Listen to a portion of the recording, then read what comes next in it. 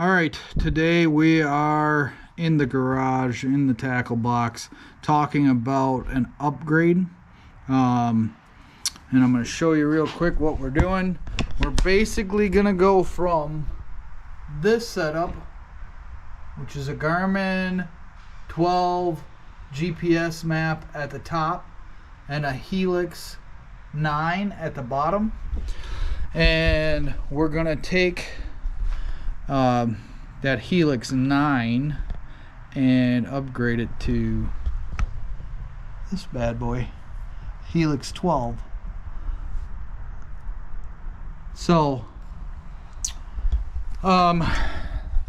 the power and all the connections are the same between the 9 and the 12, so the only thing I really have to do is change the bracket.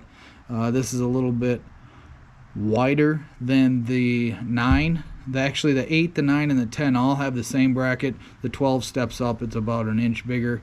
I've already kind of eyeballed it and lined it up. Should be able to get it up there with the same setup I've got now, just by removing the old 9, and the new bracket's going to go where the old 9 was. So the reason I'm doing this is not to have a bigger unit up front. The 9 actually did just fine. Obviously, the bigger the unit, the easier it is to see the 360. But the reason I'm doing it is actually to move that 9 to the console.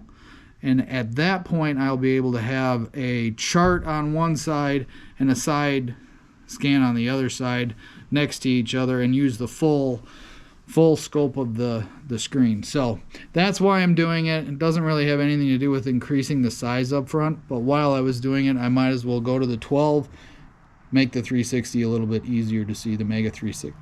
Oh, excuse me, the Mega 360. So make the Mega 360 a little bit easier to see. So I'm kind of just going to put you on the tripod, probably going fast forward, and have you watch what I do. And here we go.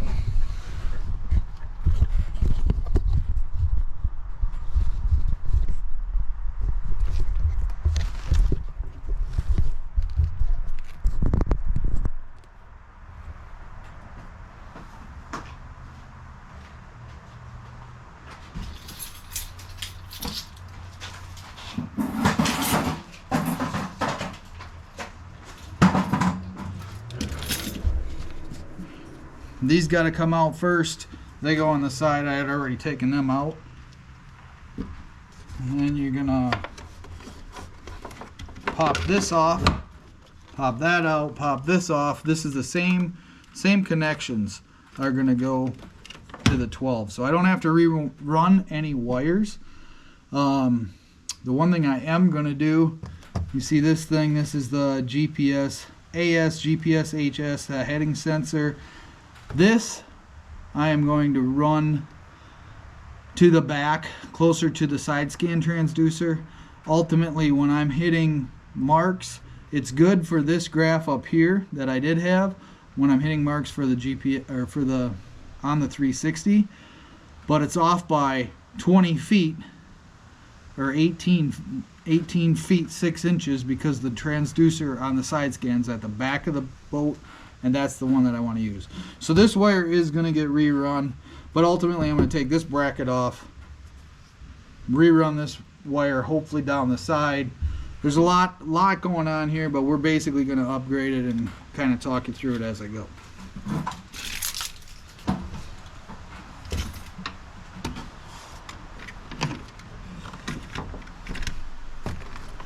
So in order to do this, I think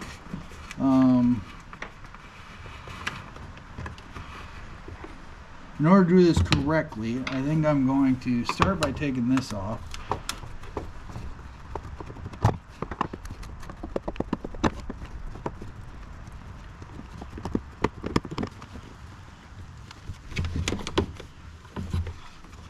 The reason I went with that there was a very easy fix. There was already a hole through this. I just ran the cord right through that hole for scissors or pliers. And I thought it would be better to have it accurate on the 360, but in hindsight, it's more accurate to have it on the console. So there goes that. I might have to take off this whole thing, unfortunately.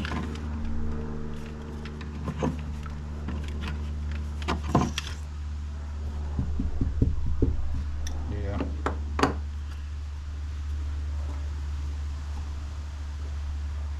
I think these are bolted on, so I gotta take the back of those off anyway. Get my cables out of the way.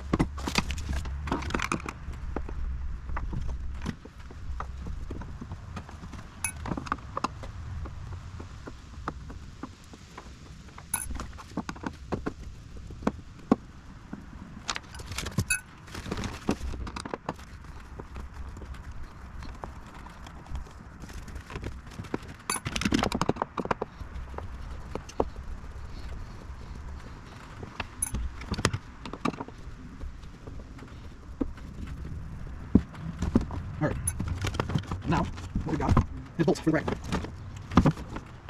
actually going to unhook this too, so I don't damage it in the process of all this.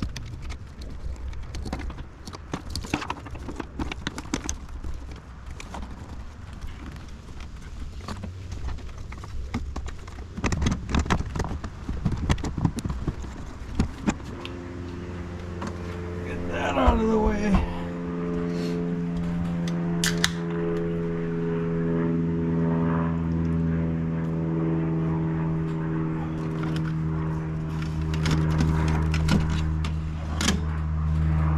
You're not going to be able to see this. I'm going to have to hold the back side of these, because I believe that they have lock nuts on them.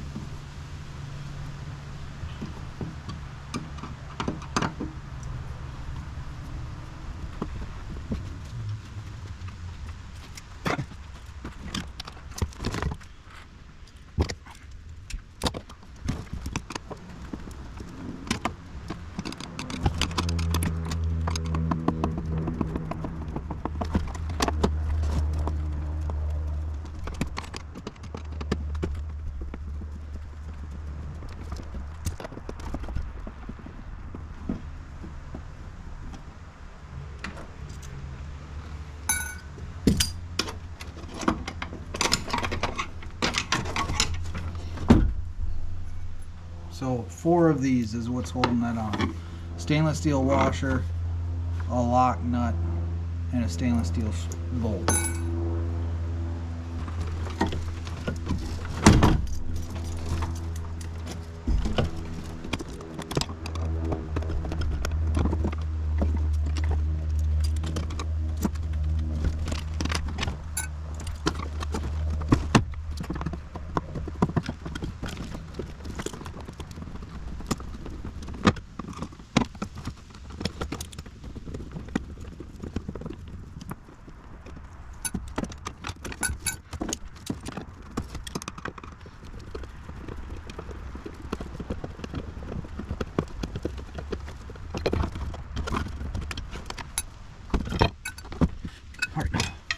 Bracket 1 off.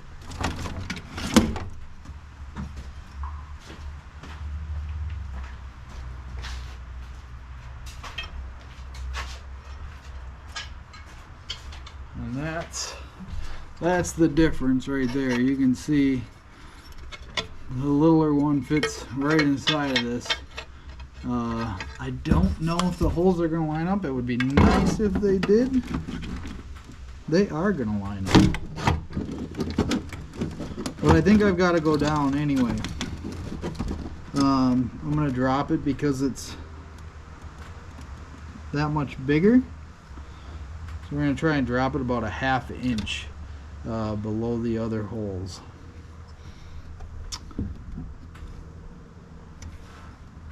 And in order to tell if that's going to be enough,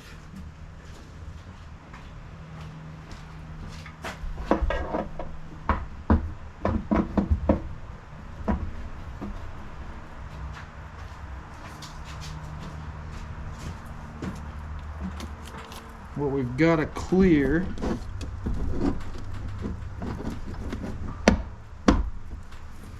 is, what we're trying to clear is this bracket here, so it's not banging up against that.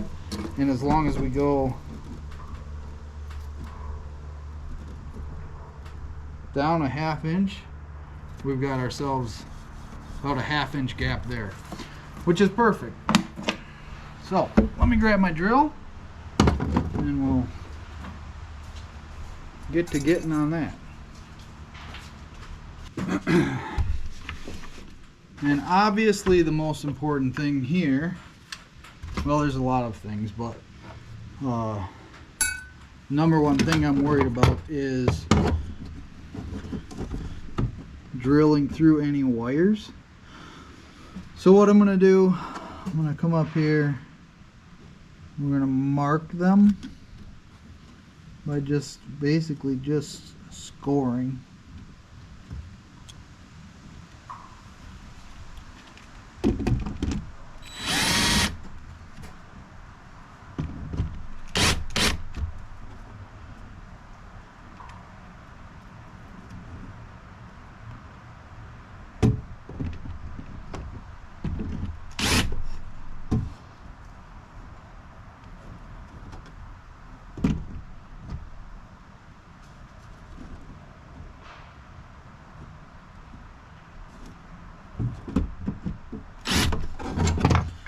And then I've got enough of a mark there, and I'm not going to go through anything, but I can drill. Wait, that's good. Oh, that bit is bent.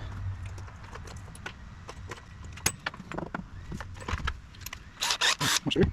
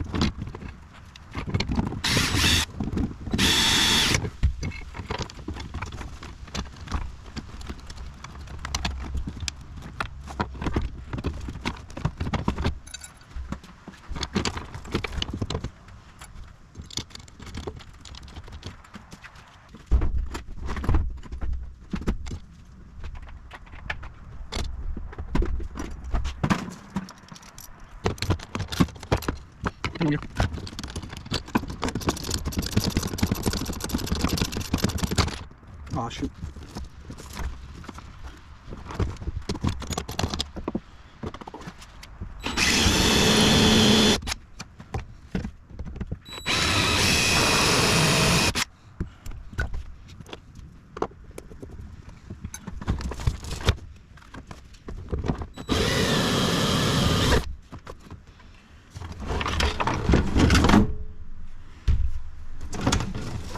This is not exactly what I intended.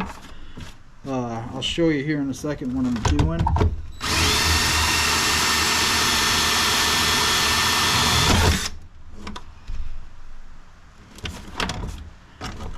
I didn't anticipate dropping it a 1/2 inch. It would cut into the fiberglass, but as you can see there, I just drilled those holes. So we're going to bolt it right to the boat, which is probably good. we're going to be going 50 miles an hour, 55, 60 miles an hour, the sturdier this thing is, the better. But I lost a bolt. I'm going to have to go to the hardware store and get 4 like bolts, just because my OCD will not allow me to put that other one in there like I wanted to. So, to be continued. Alright, back at it, day 2 here for rigging up the 12-inch Helix. There's going to be a lot of rigging videos here for the 25 season. So, had to go to Ace and get $28 worth of stainless steel hardware. Some of it was for things that I'm replacing, and some of it was just in case that I think I'm gonna need. So back to putting the 12-inch Helix in. I had mentioned bolting the whole thing to the fiberglass in the boat and showed you a picture of that. The more I thought about that, I can't get to the backside. I'd like to lock that down right to the fiberglass. I can't do that, so I'm gonna have to drill a bigger hole so that the nut fits through the hole, and then we're just gonna place it in the hole. And the reason for that is because I'm dropping it that 1/2 inch, which we talked about already. So here we go, day 2. Some more work, nothing crazy.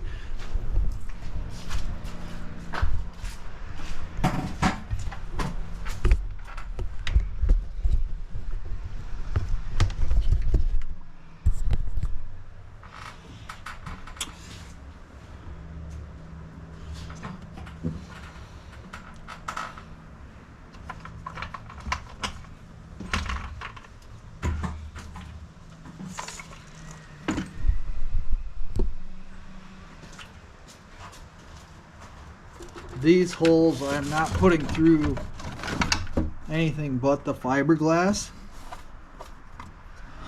as that's the only place that they need to be bigger.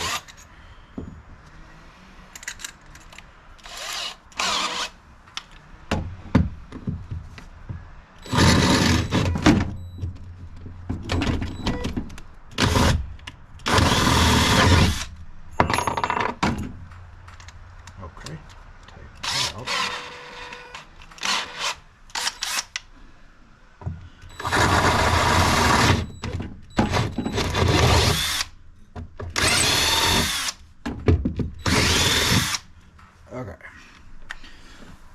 so that's that.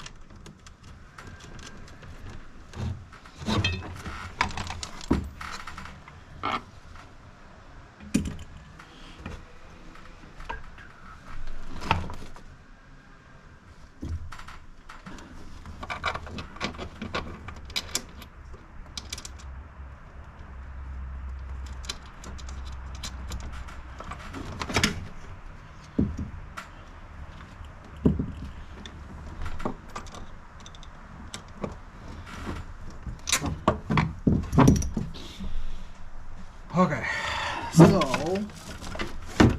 for obvious reasons, we want this as solid as possible.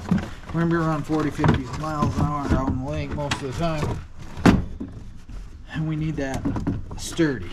So there, we're sturdy, we're in, we're good.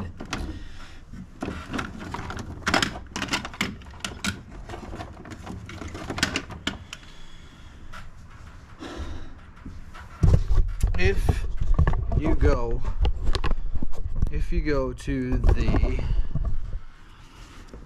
Humminbird, if you go to the Humminbird website, and there's a spot on there that says One Boat Network, you plug in what graphs you want, what trolling motor you've got, what accessories you've got, and it tells you how to wire it, what you're going to need.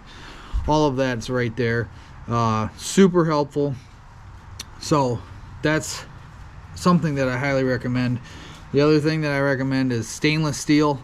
We're working on a boat, which means we're in the water, which means if you're not using stainless steel, it's gonna rust. So stainless steel, everything you use. That's 2 tips so far. All right, so now we're moving the GPS puck to the back of the boat. So I'm going to show you how we're doing that. On the network diagram on Hummingbird's website, it told me to run that to the front graph, or the console graph with the side imaging. So that is what I'm going to do. So we're going to run that wire. We don't have all the parts, so we're kind of piecemealing this stuff together. So the next step is getting the wires for the heading sensor to the side imaging unit. So this is the Minn Kota puck towards the back of the boat. I'm back here in the dark. I'll see if I can get you guys some more light, but the Minn Kota puck's already here. This heading sensor, it's upside down, heading sensor puck was up at the front. We're going to put it back here near the rear transducer.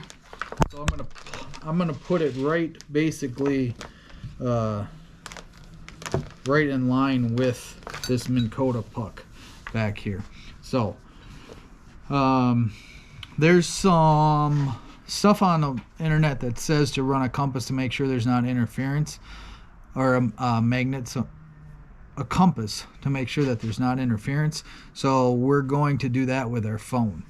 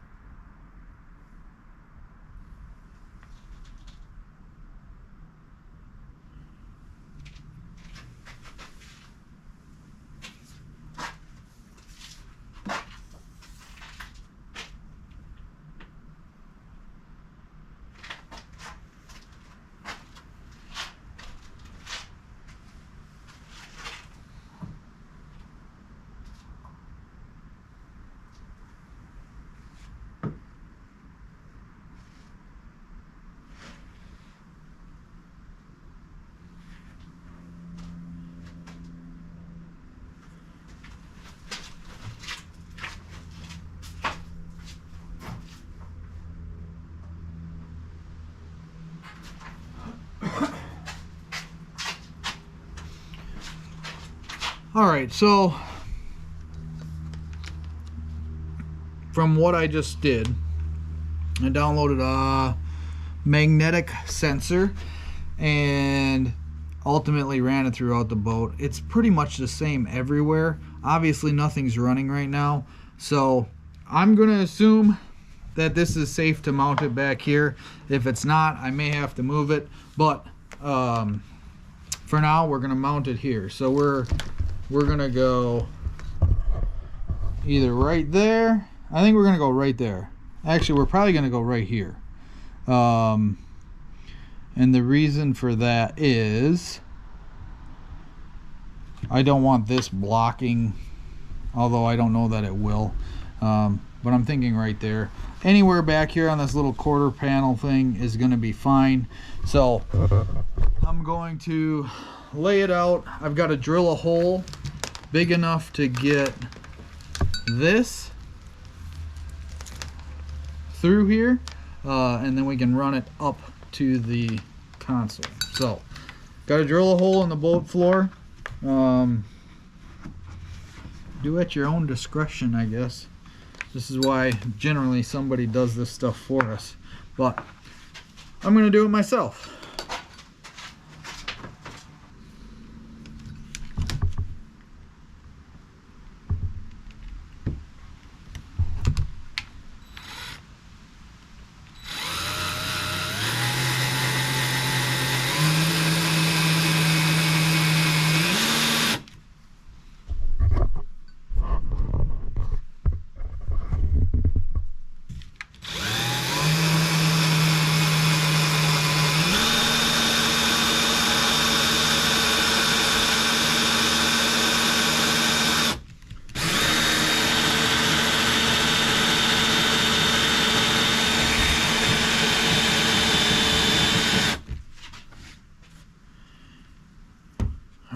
So we're into the fiberglass.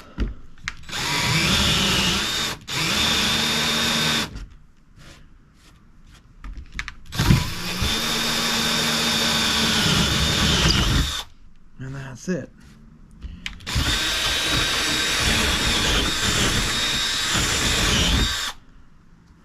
This drill bit is not big enough to get that through there, I don't believe. No. So I need to go up one more size.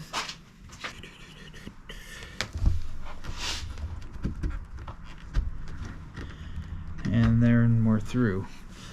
If you read the instruction manual, it does say to tape these two up, which I'm going to do just with one piece of tape until you get it to its desired location.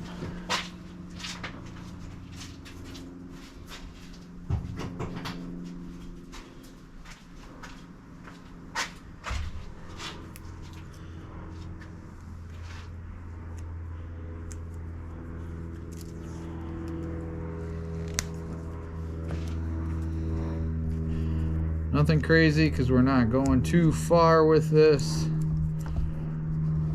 So just a piece of tape to keep those together. And then we're going to feed this all through there.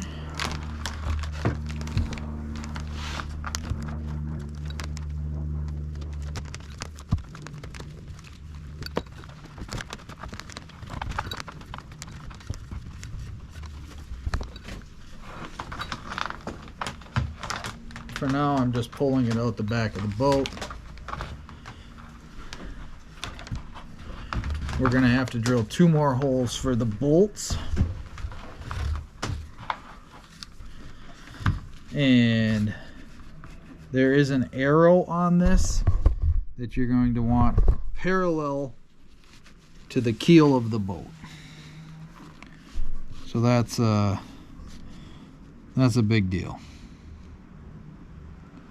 If it's not parallel, it's not gonna tell you the right things, put it that way.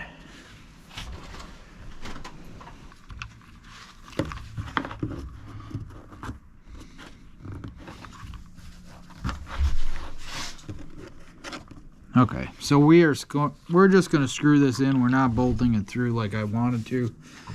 That's all this one is screwed in, and that's been there solid for 3 years. So even if somebody kicks it or whatever, that ain't going anywhere. I'm gonna get a vacuum, clean this up. I'll be right back.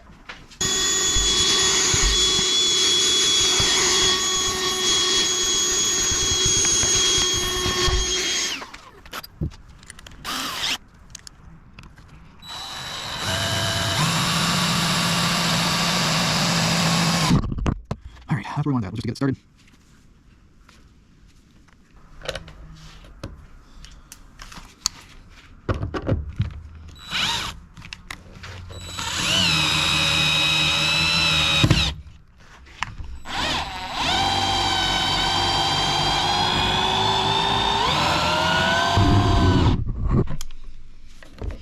Alright, that is on there. That is straight as an arrow. I think it's actually even a little bit straighter than my Minn Kota as far as with the keel of the boat. But that's good. Now we're going to run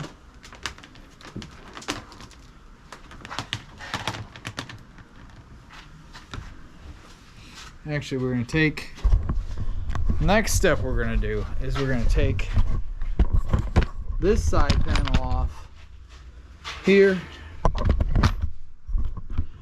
This is already off. I took this off. We're going to run so what's going to happen is we're getting a whole new plate here. This, let's see.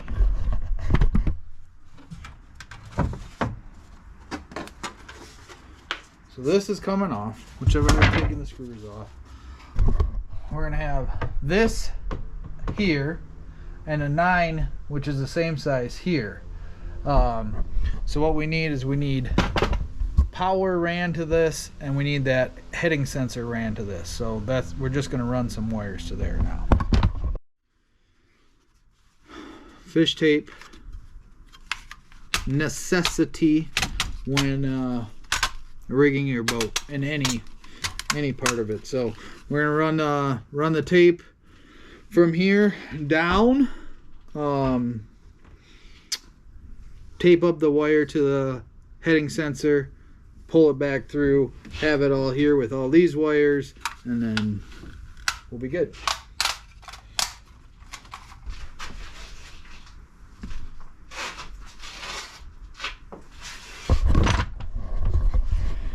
Just so you can see what I'm doing here, here's our wire, came through, here's our cord.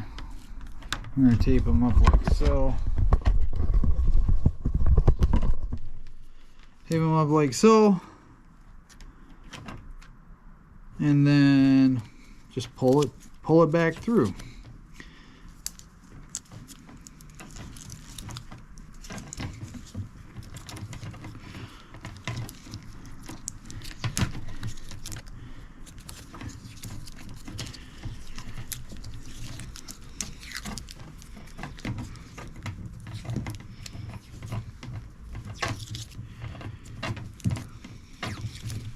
When you take the tape off, I always use scissors, not a knife, so you don't nick any cords. We'll get to that in a second. But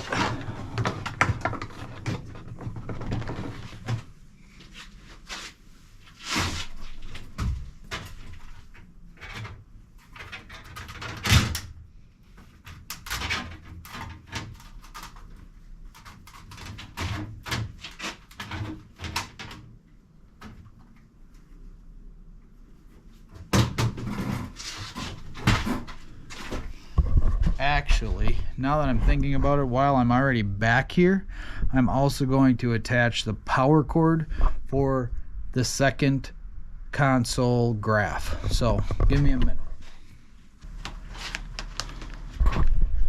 So 6 foot, that's what they give me for a power cord. It's not enough.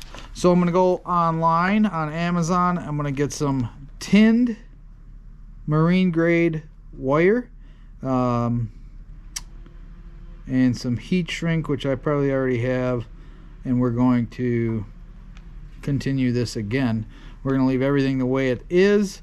You're gonna notice when you're doing projects like this that you're either running to the hardware store or ordering stuff constantly as you forget you need something or don't realize you need something, such as more power cord. So stay tuned. Okay, day 3 of redoing the boat. Today we're doing some more wiring, trying to get power wires to the console and to the black box for the Garmin.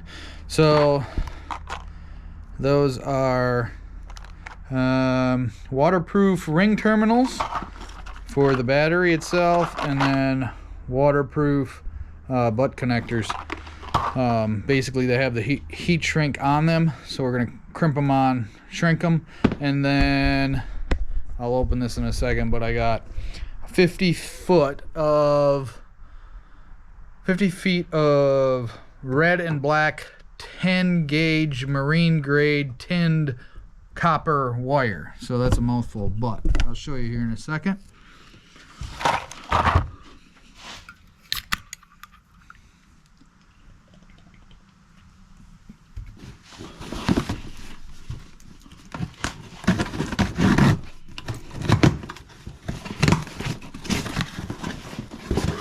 Box inside of a box. I love that. It's always the case with Amazon.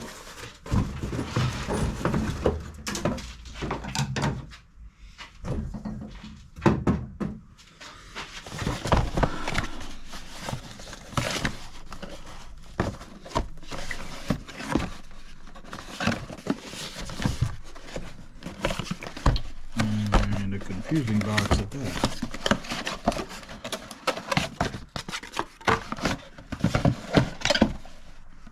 Alright, so tinned copper boat cable, 50 feet black, tinned copper boat cable, 50 feet, red. So that's what we're going to use to connect to.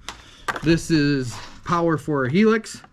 So we're going to add red to red, black to black, use one of the waterproof terminals, and we're going to add that to our already pre-started precision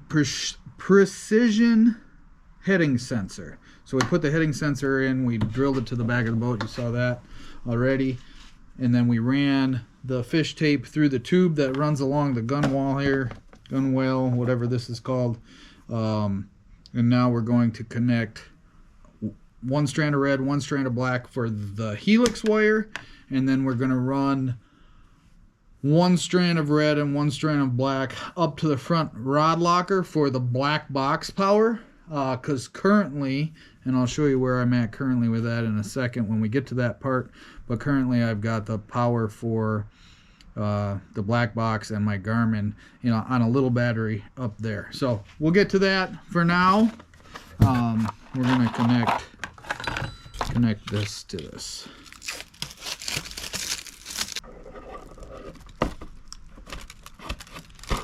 I stripped too much of that wire, so cutting her back a little.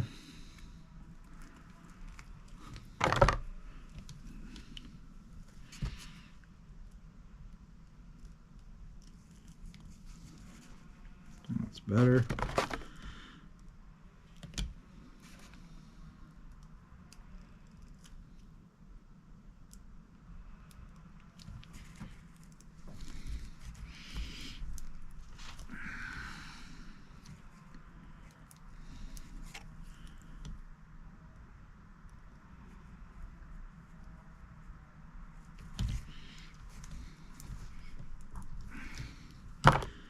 Before I do anything else, I want to make sure that that's not coming off before I heat shrink that end.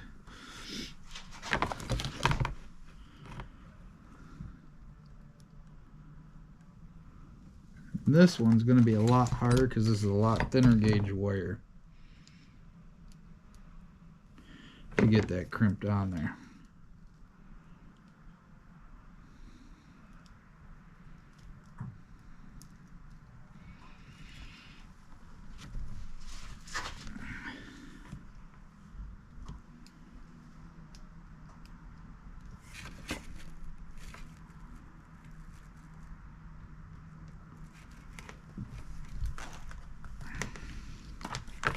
I don't know if I'm going to be able to use that. We got to have that because that's the ferret bead in there, so we need that part.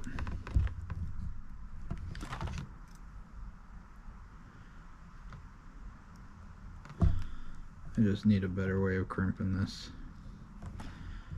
And I'll be back.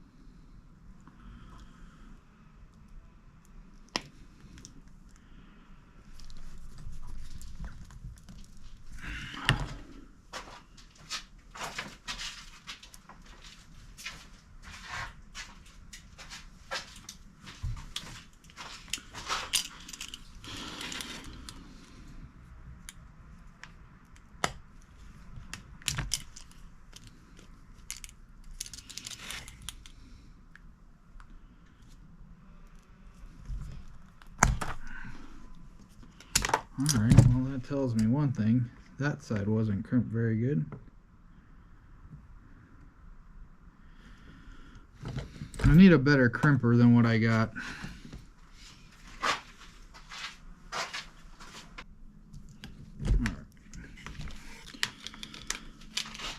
that's that.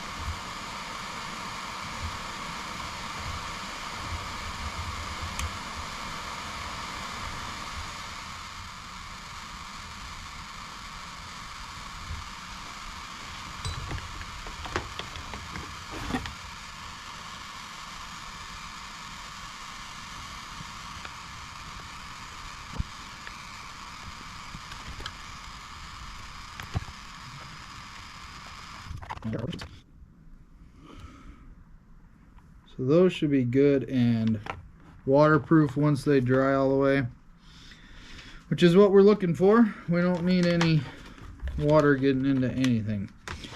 And then what I'm going to do, just so I have even amounts, I'm going to measure out what I need and add a couple feet on each side and then clip it there so we're even on this.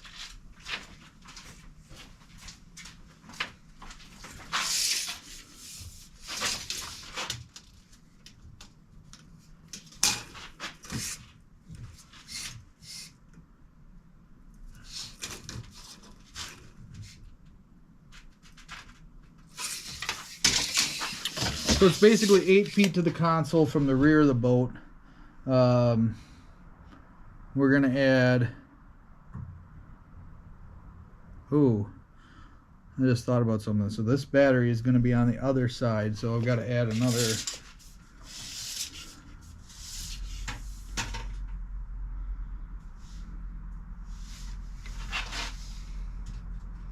Basically another 8 feet.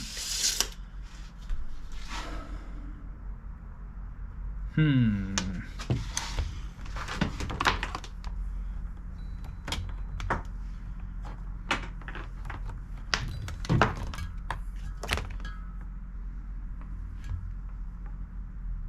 guess before I go any further, that is on there solid, as you can see.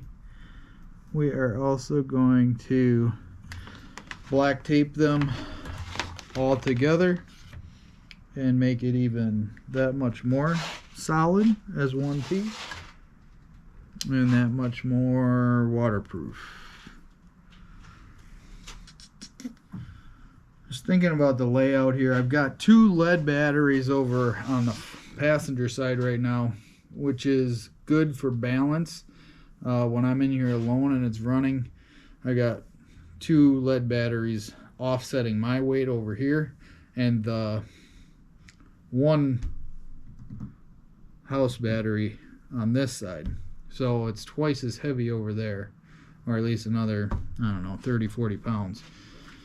But we're going lithium, which is going to be lighter, minus the 1 AGM battery that will be basically for starting the engine. So I don't know if I need to run an extra 8 feet or not, so I'm contemplating. So let me think while I'm looking for my black tape here.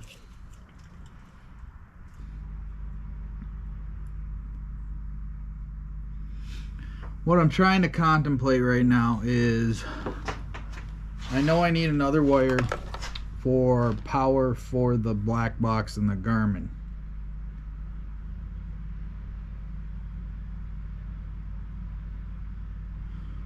So I got to find out how long that wire needs to be as well. I think I might change, put the lead battery and 1 lithium on that side to keep that weight balance, and put 1 lithium here, because all the graphs run down this side of the boat and all the wires run down this side of the boat, so then I don't have to run an extra 8 feet. The trolling motor's on that side of the boat, so that'll be there, and then just the starting will be on that side of the boat. So I got to figure out exactly what I need for length here, but that's where we're at for now. So on second thought, we are going to run just the heading sensor. We're going to pull that through right now, just because that way it'll be easier to get just the two cables down, which I might have to run two sets, but we're going to run them down the other way. So right now we're just pulling the other cable. Alright, so what you just witnessed me running back and forth, back and forth, back and forth. Anytime there's resistance, you don't want to keep pulling. You want to make sure that it's smooth on this end, smooth on that end. We're going to have a bunch left over here. We're going to cable tie that together and leave it loose in this compartment with all these other wires. So we got all of this extra, and that's where we are connected to the fish tape. So as I said before, we're going to get some scissors. If I can't do this just by pulling it off. And so far so good.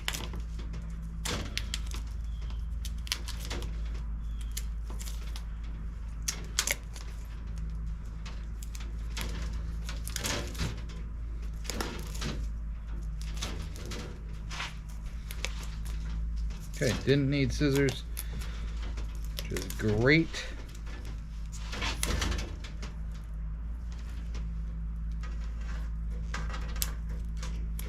And there we go. And then we tape these two pieces up too, which we're going to untape. And that's the heading sensor wire. So that needs to go also up to the console. So we're going to run that up behind the console. The dual console mount is coming tomorrow. And as I'm doing this, I don't know how much room I've got in that tube to keep going, because I've got to run two more sets of wires. So we're at a standstill. What I think I'm going to do next is draw a diagram out how many feet I need, have something on paper so that I can reference what I'm doing. At this point, we've just got the heading sensor. We've got our power cord ready to go for the Helix 9. Helix 8 power's already up there. Helix 12 power we're taking from the Helix 9 that was at the front, because it's the same. So all that's run. So then I just need to worry about black box power and Garmin power. So I'm gonna draw myself a little diagram, and we'll be back. All right, back for, I think this is day 4 of rigging the boat. I haven't got very far, but today we're gonna make some progress. Ultimately, I drew up my diagram. I'm gonna leave everything that's running to the 12 volt battery right now, basically sticking to the 12 volt battery with the exception of the 2 graphs. And I'm gonna I bought a fuse block, a second fuse block that I'm gonna run to the 16 volt battery, which all the graphs, the the Live Scope and the Mega 360 are all going to run to that.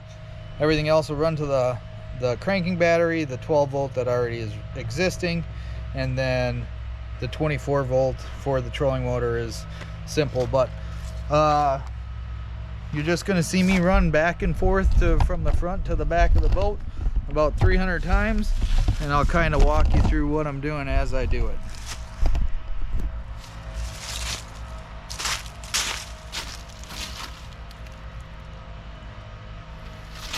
So the first thing I'm going to do is actually I got to mount the black box, and I've got to mount the fuse block. So hold tight.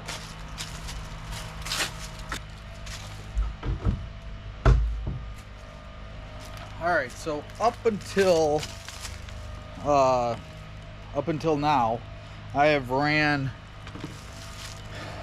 the GPS 12 Garmin graph and the black box and live scope to this with just this short, well, this is the charging cord, and this was all sitting in my rod locker. I had this fastened down to the front of the rod locker, shaped to the corner of the boat. The black box sits in here, the battery sat in here, everything was velcroed down.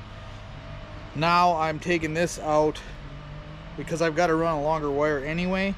I'm taking this out. We're going to mount it right to the side of the rod locker, which I will probably show you at the end of this once it's all said and done. But no more need for that. No more need for this. This did do a pretty good job with the live scope, a 30 amp hour. It would run for a good 8 hours before it would die. So that was most of my days I could get out of that. But one of the biggest inconveniences was this second charger that I had to plug in. The way we've got it now that we're going to go to, everything will plug into one charger and it should be a one and done. Somehow or another I want to keep this around as a backup, but for now it's coming out along with all this other stuff.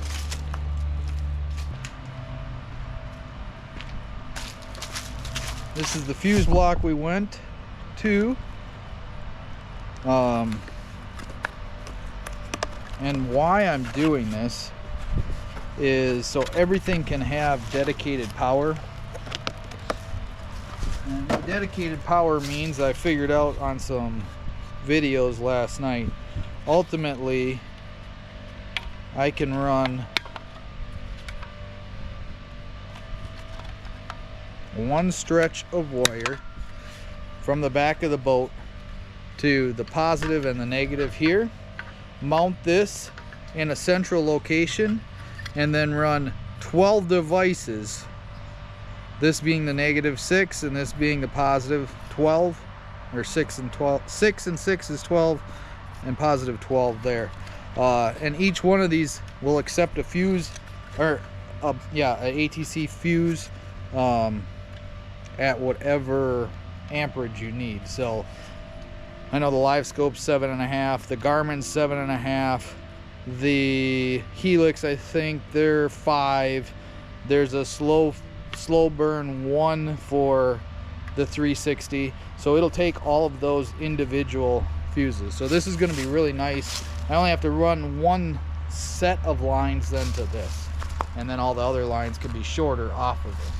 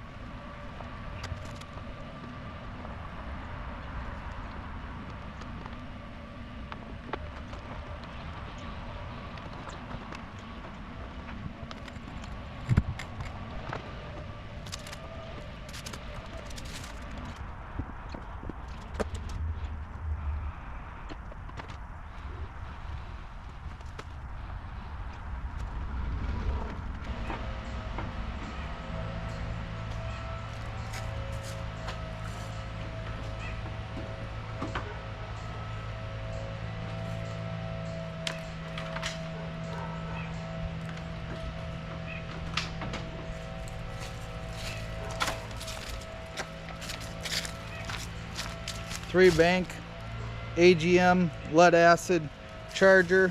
Only 2 banks are working. It's for sale. Make me an offer.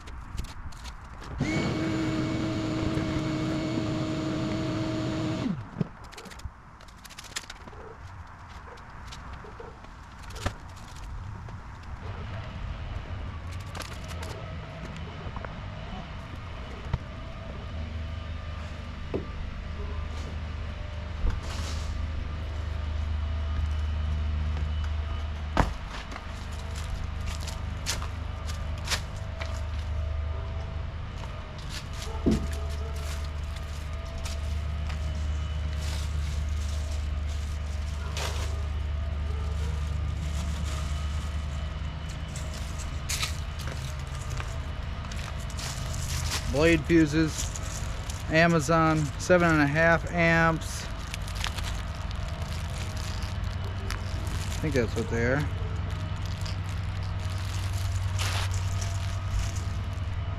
Yeah, 7.5 amps. There's 25 in here. I think I got them for $5.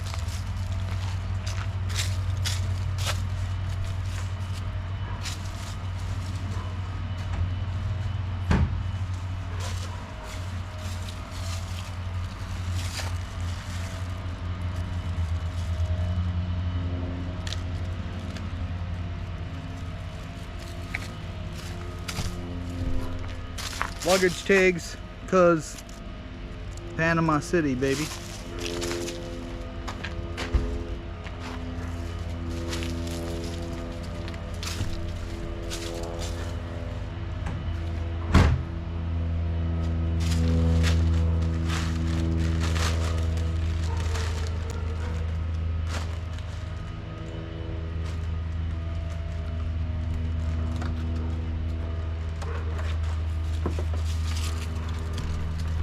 You guys saw me struggling the other day. I'm sure these are made in China, but stripper, crimper, I think for the two of them, 20, 25 bucks, something like that.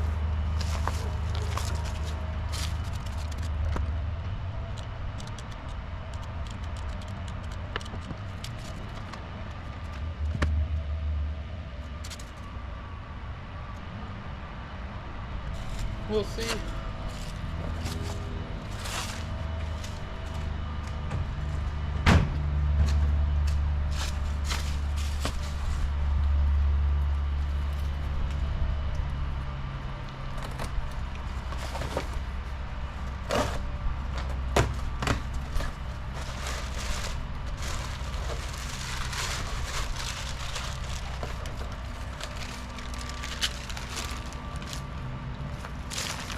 Inline fuse holders,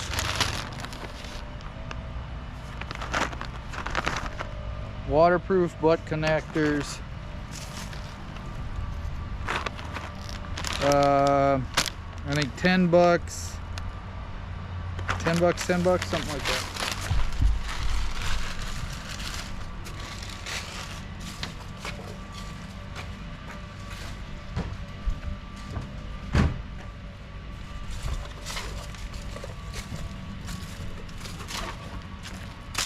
And I got a different, a second, because I thought I'd need more, marine cable. I think this is 50 feet. This was like 50 bucks, maybe 60 bucks. But this is still 10 gauge, still tinned wire, marine grade. I think it's even the same brand. Just it's wrapped in a second coating. Red and black are both in there.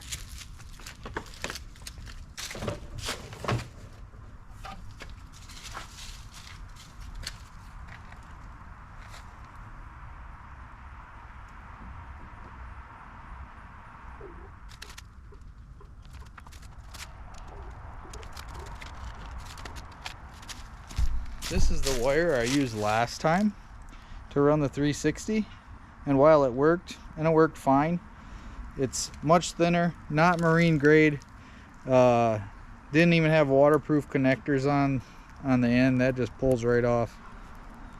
Bad, bad, bad. So we're gonna do it right this time.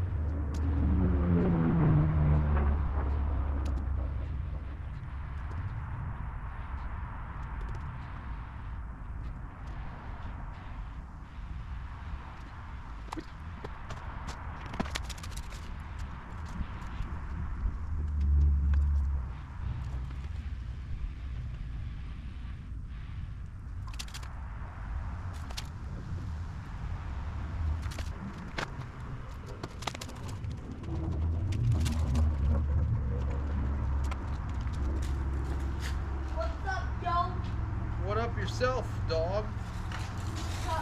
What? You're just gonna go to the bathroom, we're gonna take a shower probably. Yeah. Good idea. I can smell you from here. Oh,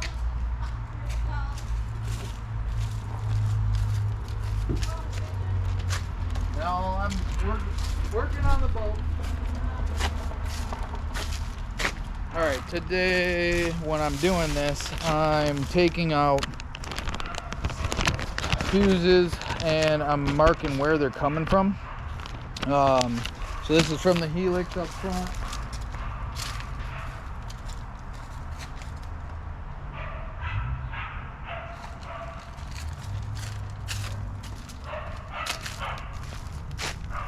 These are from the 360. These are 1 amp slow fuses. This is a 5 amp for the helix, which I think I have 3 helixes that are all going to need 5 amps. So just marking them, putting them in baggies, marking them.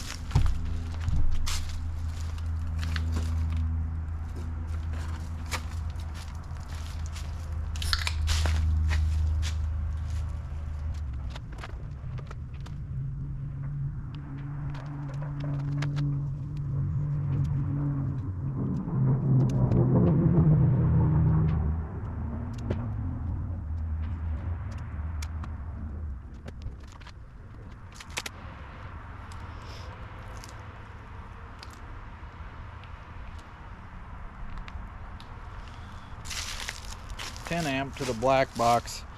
Something that I read or watched or something in the last 24 hours was when you're dealing with a smaller gauge wire and you're going to a bigger gauge wire, double it up. So once we strip it, we're going to double that up, and then we're going to use the waterproof heat shrink.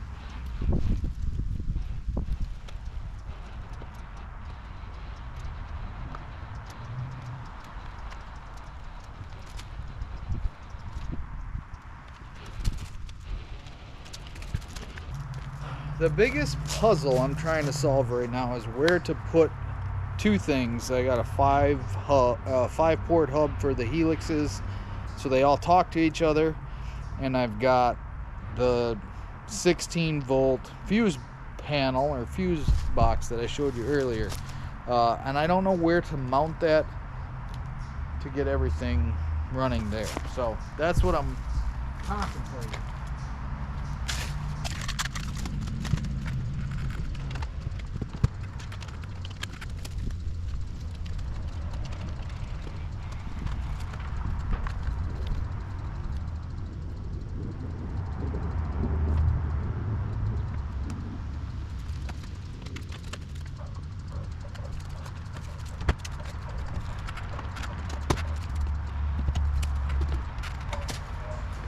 Little hack with that, what I just did pulling that through.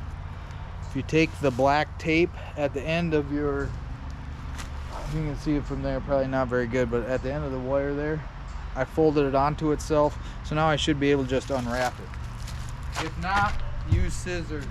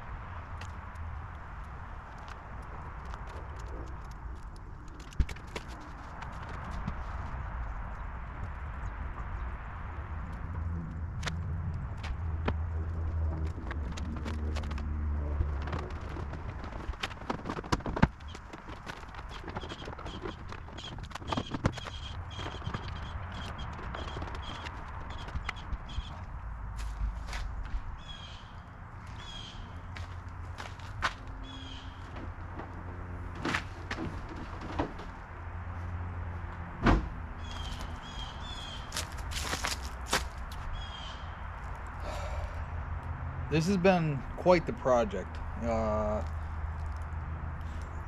There's a sense of reassurance when you do it yourself. You know what's going to happen. You kind of know where your problems are if you have a problem. So I'm feeling really good about this. I don't know for sure that once I plug everything in it's going to go, but I like the idea that I know where everything's coming from and where everything is going, and that way I can fix it. I text Chatty Boys, who sold me all this stuff, about the wiring diagram last night, and the biggest issue I had was I didn't know where anything was to start with outside of the Mega 360, which I wired myself. That is now wired to this fuse block that's going to go to the 16 volt. So Chatty Boys has been super helpful. If you're looking for any kind of electronics, any kind of know-how with electronics, Chatty Boys is your guy. You won't get better customer service. I've said it in other videos. I'm very high on what he does and how he conducts business. So check him out. Let's open up this Precision Sonar side-by-side Helix mount.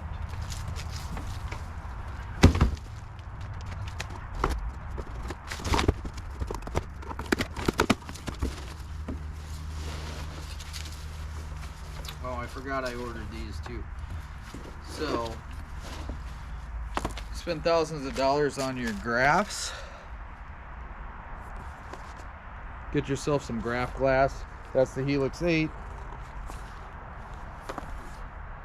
Helix 12, also Helix 8, but the 8 and the 9 are the same, so I think those will work. That's the Helix 12, the new one. So graph glass, this is what Chatty Boys recommended. So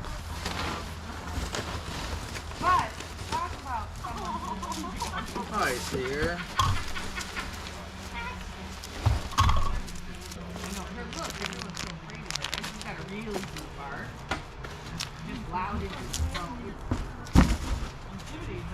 Come on, like, what?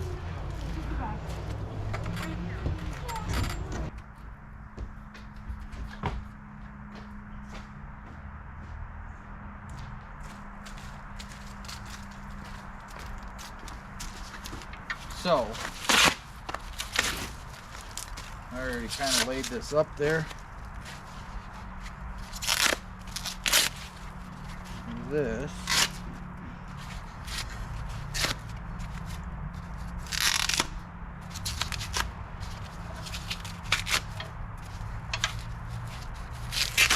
is going to be our dash mount.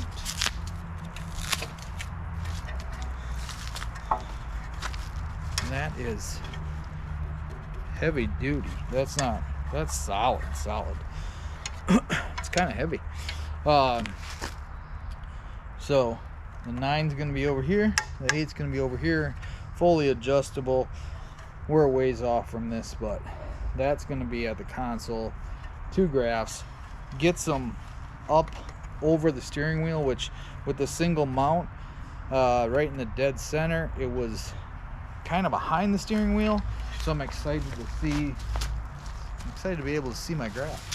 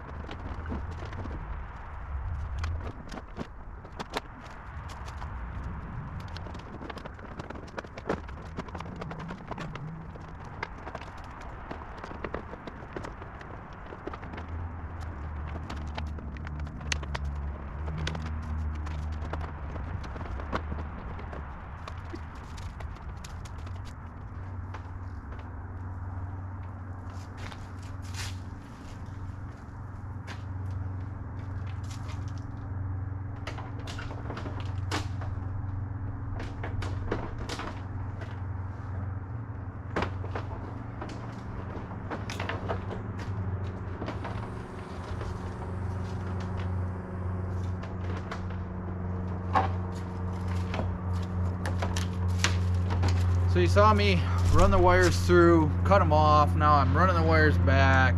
What am I doing? I'm basically making sure that each individual component has the right size fuse in the fuse block. It's a big deal. They all have a different fuse.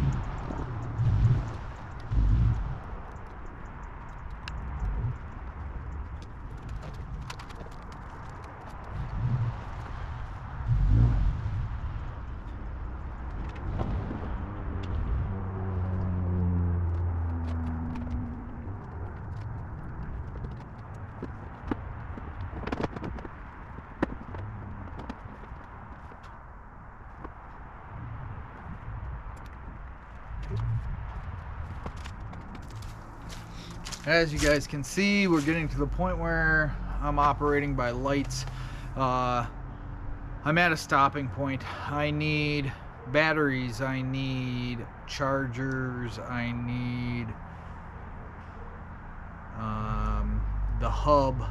I need those things to figure out how we're going to proceed from here. But today we're at a stopping point, and that was like 4 or 5 hours at least of wiring, just crimping wires, cutting wires, running wires. So I feel really good about where we're at right now. Tomorrow will be another story. We'll see where we're at. For tonight, I'm leaving everything the way it is. Gonna clean up some tools and clean up a little bit of stuff, but we'll be back tomorrow.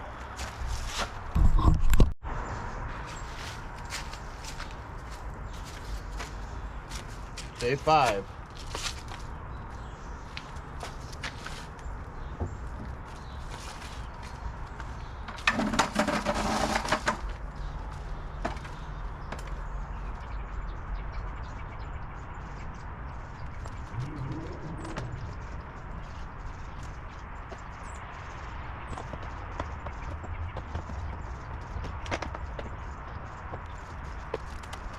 So we got all the power ran to the 16 volt battery. I don't have the 16 volt battery today, but I want to make sure all those power leads are working.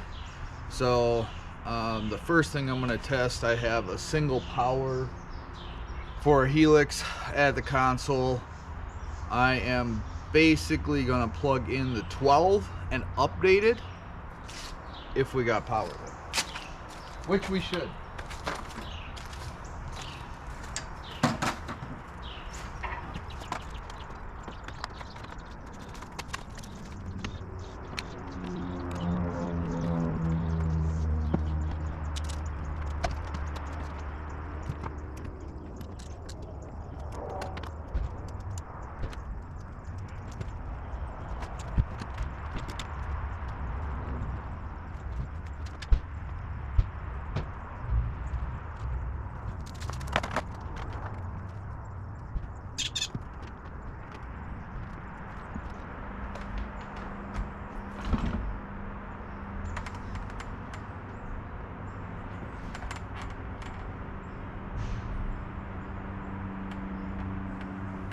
We have juice.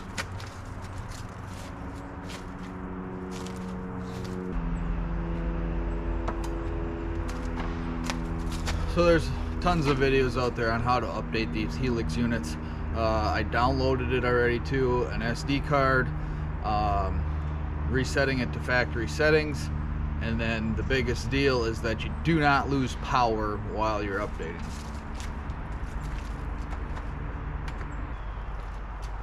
So I don't really want to do anything right now because everything's kind of just wobbly in there. So we're just gonna let that run so that we don't brick the unit, which is just beeped, so maybe it's done.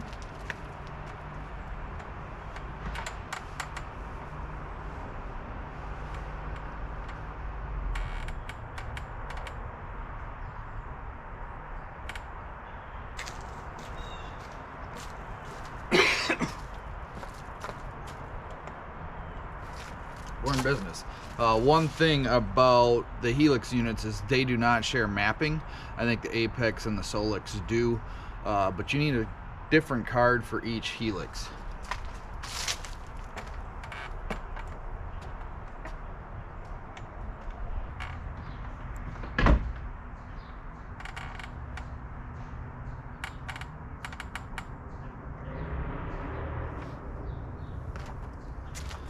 That's kind of what that's going to look like. They're going to sit a little bit higher, but there's not going to be a lot of gap at the top for my hands, which I'm not a fan of, but at least it gets the graphs out of my behind my steering wheel out and up.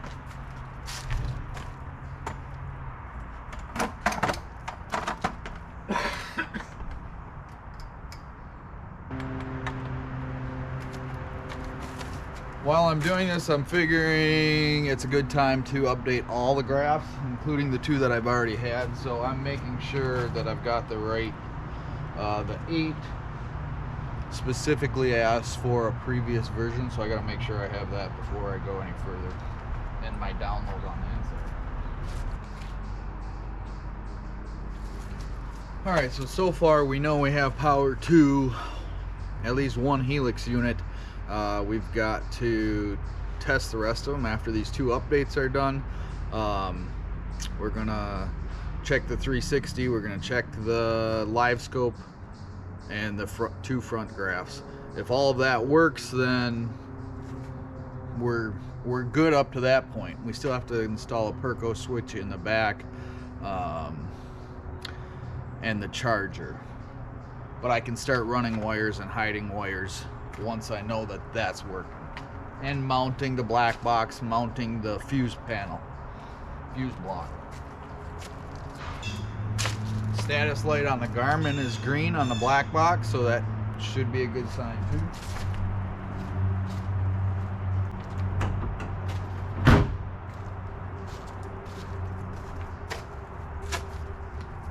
The biggest thing is if something isn't working, I don't even know where to start, because everything should be good.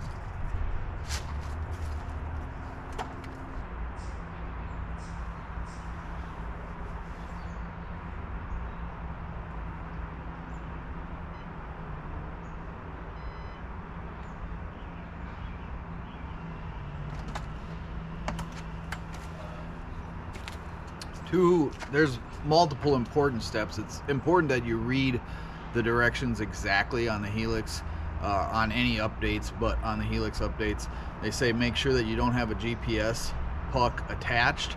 So that's why I'm using just the power cord. So make sure there's no GPS heading sensor attached. And what was the other thing?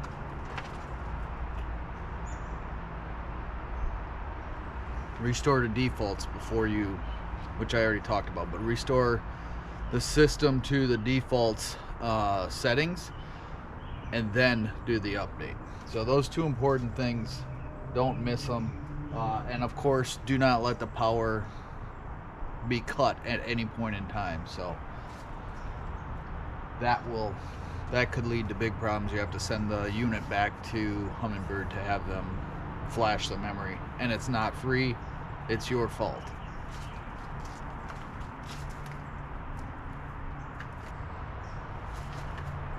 So that's why I'm doing these things step by step. One other thing I did as an extra precaution, I used the same memory card, but each time I formatted that memory card, started over blank slate for the 12, then for the 8, and now for the 9. So each time the only thing on there was that update. So the system couldn't get confused as to what it's reading. It's reading the update for one machine. Mine actually went very fast. They say they can take up to 10-15 minutes for the update to actually go through, so just be mindful of that.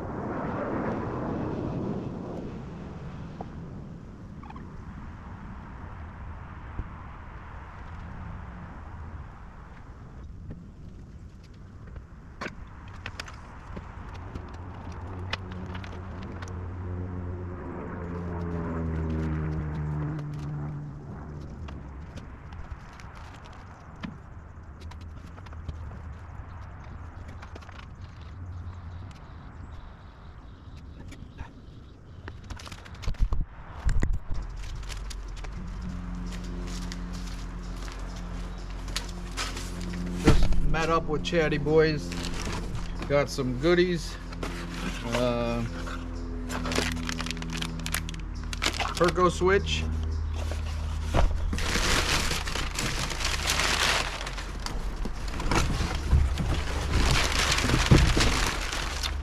Battery tray.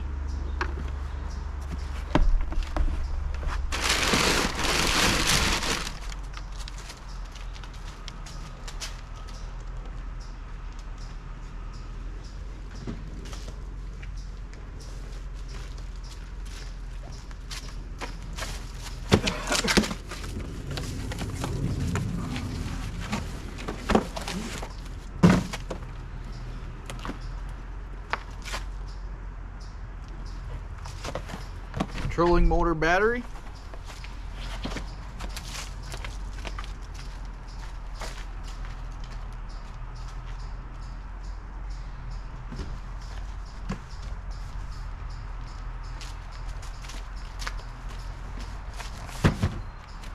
Which that battery is the equivalent of two 12-volt batteries.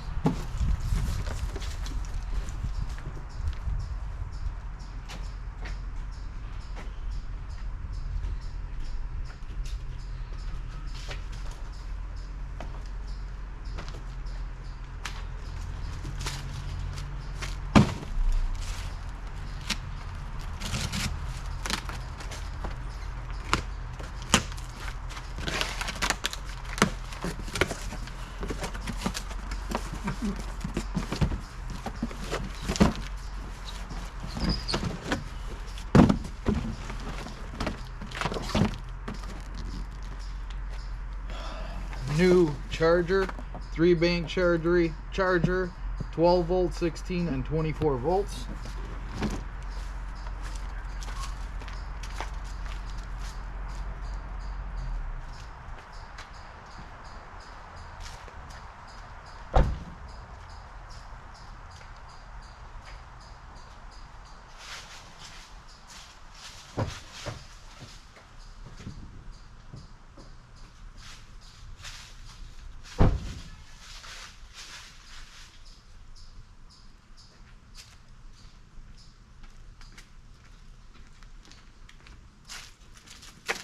And 5-port Ethernet switch and all the Humminbird cables that they get you for. So lots of goodies. We're gonna start with the hub.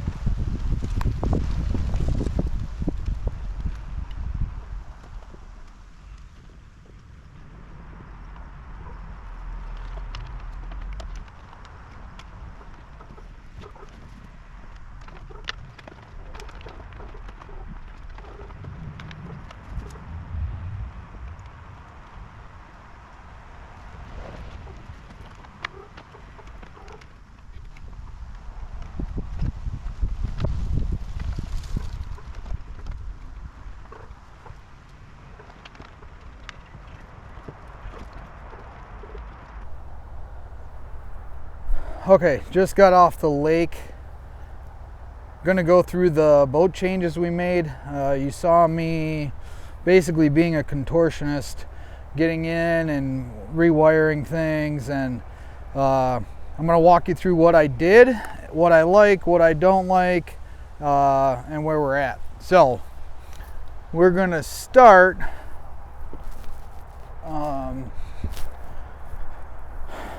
up at the front.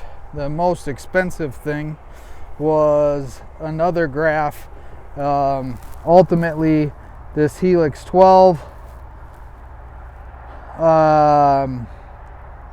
Got this basically because, all right, all of this started with at the Classic, the trolling motor battery died on the last day. Didn't get me through an 8-hour day, which I had just replaced at the last Classic. Those trolling motor batteries, I went to a bigger Group 31 instead of the Group 27s. Thought that would be better. Still only lasted a year. So for 2 batteries, we're talking $300 every year, which I thought was kind of ridiculous. So I talked to Chatty Boys. He hooked me up with all of this. So again, that's the guy to go to. But so it started with that. In that process, I decided that if I was going to do it, I was going to do it right. So got a Helix 12 for the 360. Makes this much more user-friendly, much more visible. When you're standing up, you're 6 foot away from it. You can see this much clearer.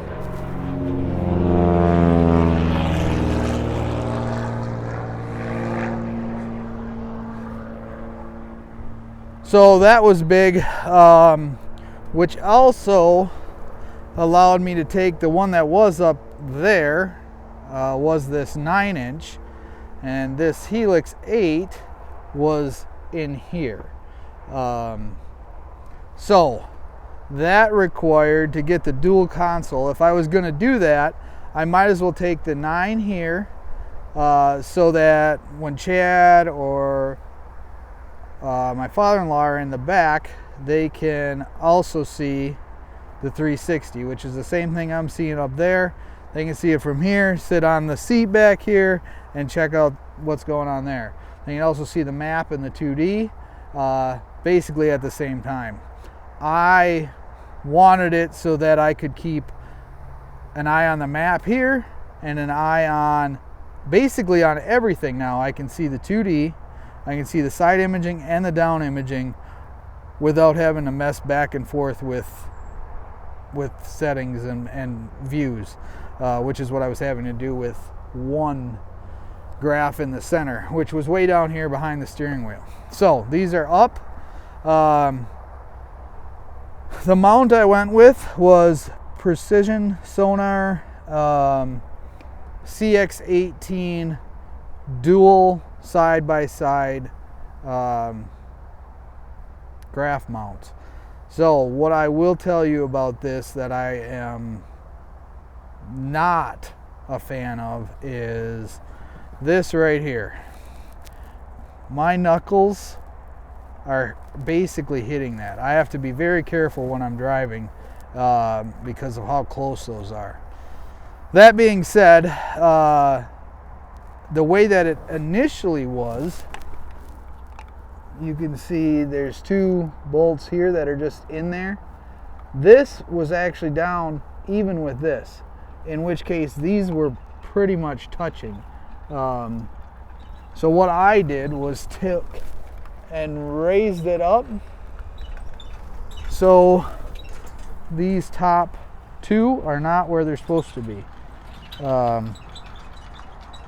So that is supposed to be further down. With that said, I literally would have had to have been at 3 and 9 with my hands, and I could not handle that. So I moved them up.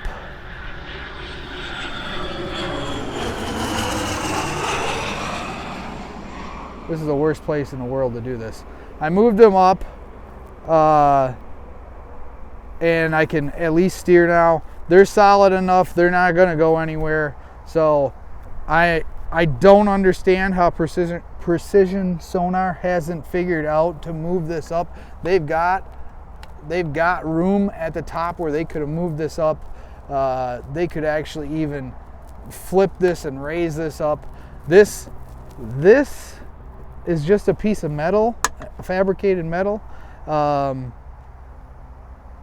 I want to say that was, I'm not sure the price. Look at the website. It was more expensive than what it should be, and for the price of it, it should at least be right. I don't feel like they did a very good job on it. I'd give it I don't know, 2 stars probably out of 5.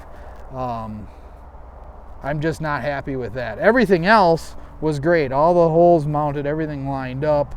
I like this. Everything's good. It gave me room back there.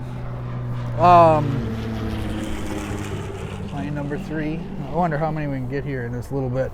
Another thing that I had to do was put that Humminbird hub in that's blinking. Ethernet port. What that does is that connects the big 12, this and this. So when I push waypoint on any one of these graphs, it marks it on all of them.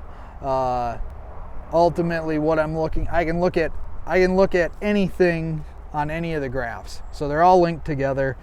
You can do that with 2 of them, like I had, with just a single wire from the front to the console here, which is what I had. But once I added the third one, the third graph, I had to get the hub.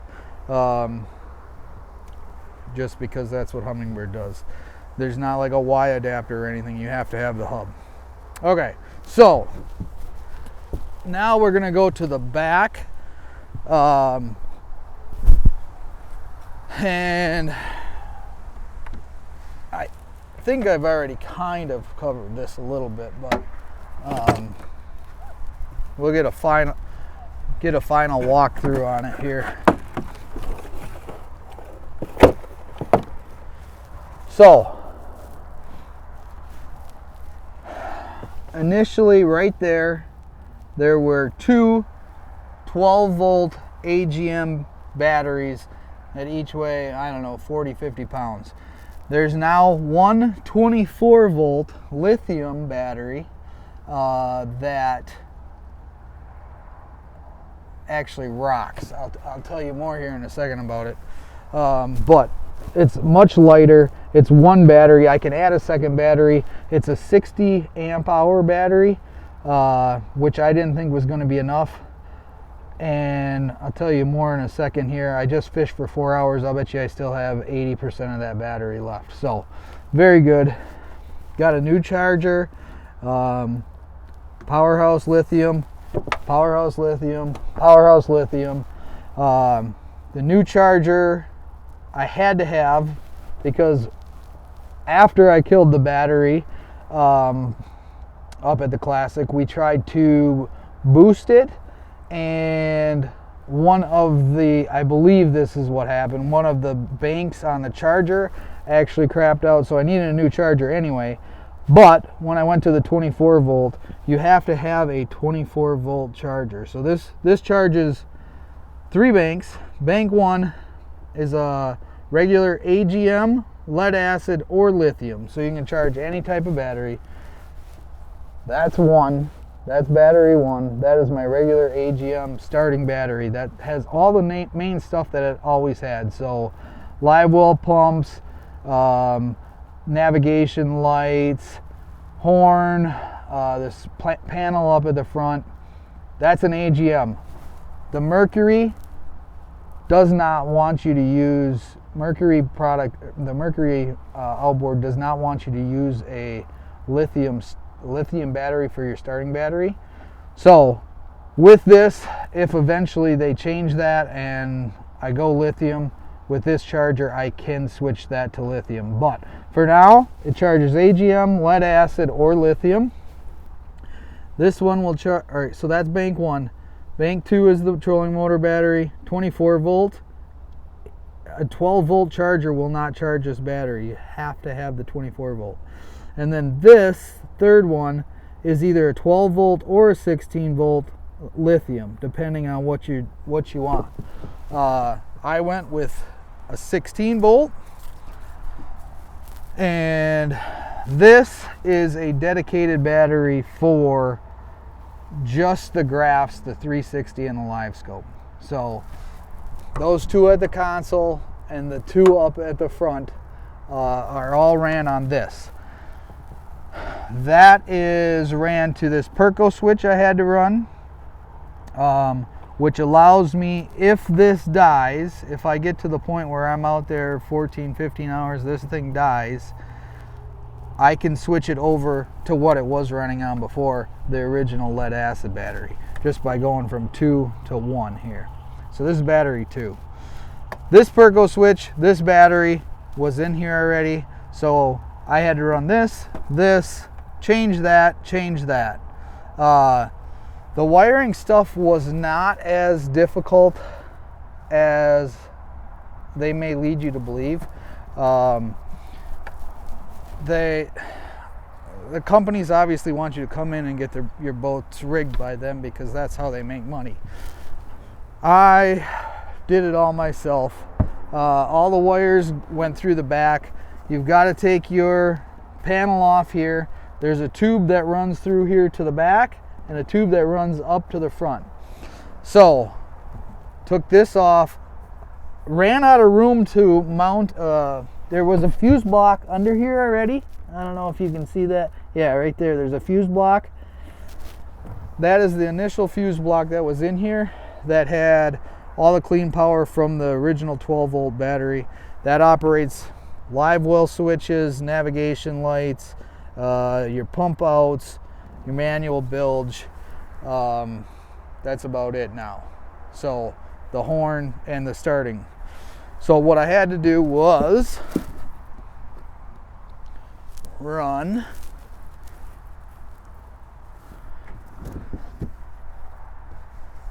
all those wires from the 16 volt to another fuse block, which I was initially going to put underneath the console so it was nice, clean, and out of the way. But like I said, I ran out of room under there. Excuse me. Trying to put even the Ethernet hub, I had to put it in a spot I didn't want to. So fuse block came in here. Ultimately, you've got all your graphs. So your 8 and your 9 up here are ran here and here on 3 amp fuses. You've got underneath that, you've got your Garmin 12 and your Humminbird 12. Underneath that, you've got your live scope and you've got your Mega 360. And then on the very bottom is the Ethernet port that connects all the Humminbird units. So it looks confusing. It really isn't. Each one of these is positives. All of these that will hold a fuse. And each one of these, there's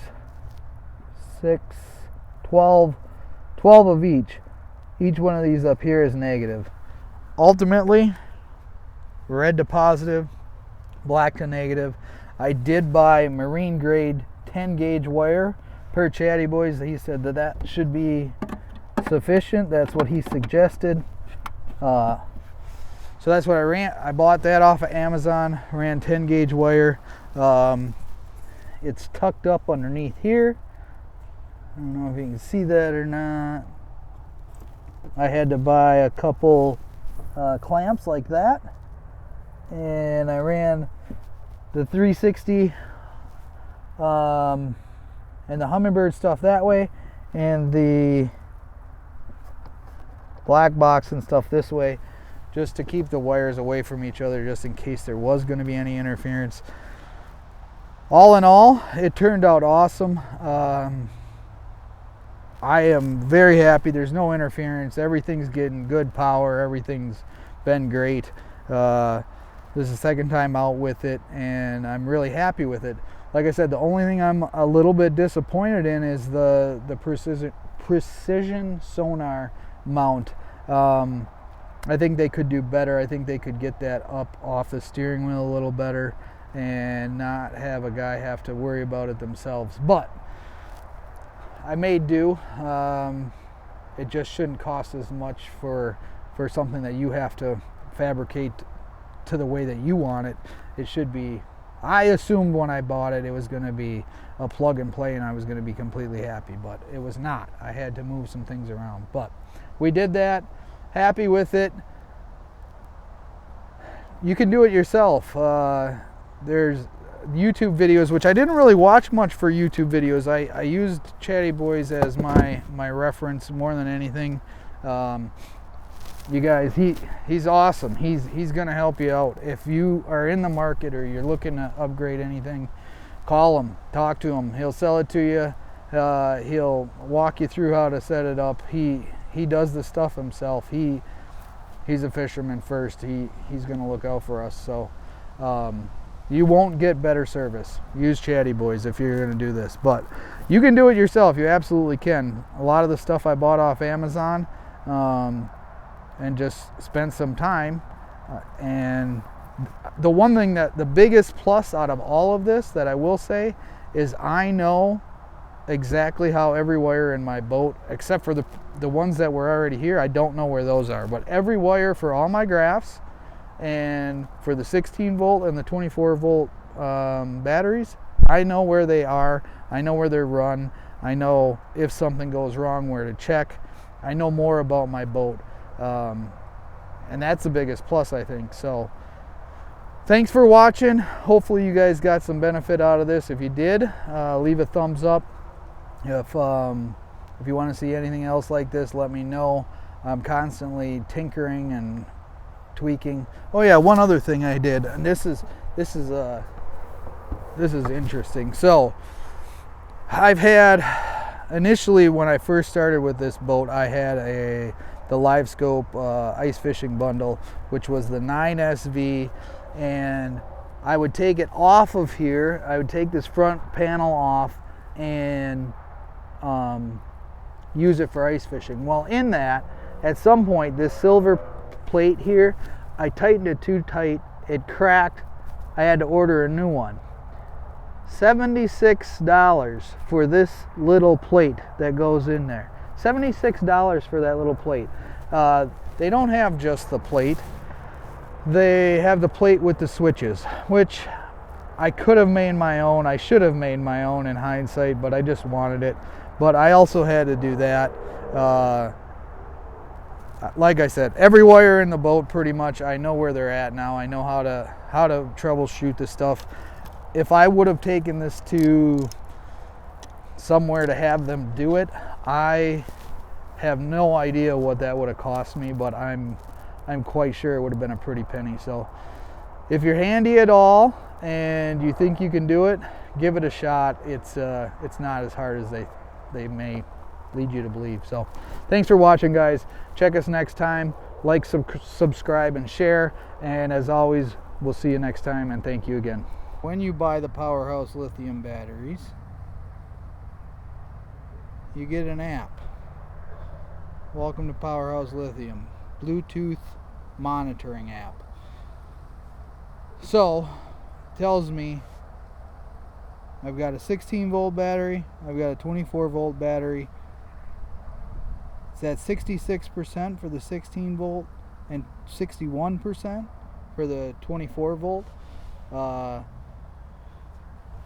Kind of cool. It'll tell you where you're at with these, so you know. Today it was super windy. I thought I'd have more battery than what I did, but I was on 8, 9, 10 a lot of the day. I was out here probably 4 or 5 hours.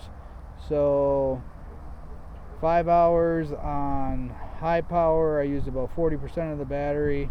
So I should get 10 to 12 hours on it. Again, if I need to, I can always put a second 24 volt 60 amp hour in there. Basically, it would be the equivalent of 120 volt or 120 amp hour 24 volt battery. So with that said, I think that the Powerhouse, it tells you also, if I go into, let's just say I go into this, it's going to tell me everything. It's going to tell me how many amps it's at right now, the total voltage 26, Remaining amp hours 36. How much power it's using right now is 0. The temperature 61 to 63. If I go into not status, is it status? Not cells, info, nope, so it is status. If I go into status, it tells me all of this here. So cell over voltage count 11, system restart counts 1. It also, this is not where, oh no, parameters, that's what I'm looking for. This tells me a bunch of stuff too. Tells me all kinds of stuff I don't know anything about. Then it tells me not to charge it over 140 degrees, not to charge it when it's under 23 degrees. It tells me how many times it's cycled. So I think the life cycle of these things is thousands, and I've used 2 cycles out of that 1,000, so I can kind of keep track of how long the battery should last me as well. At any rate, I feel like the app and being able to monitor how much juice is left to an exact T. I have no idea on the AGM how much power is left in that, but I do know exactly in the lithiums how much is in it. So the Powerhouse Lithium is a pretty cool deal.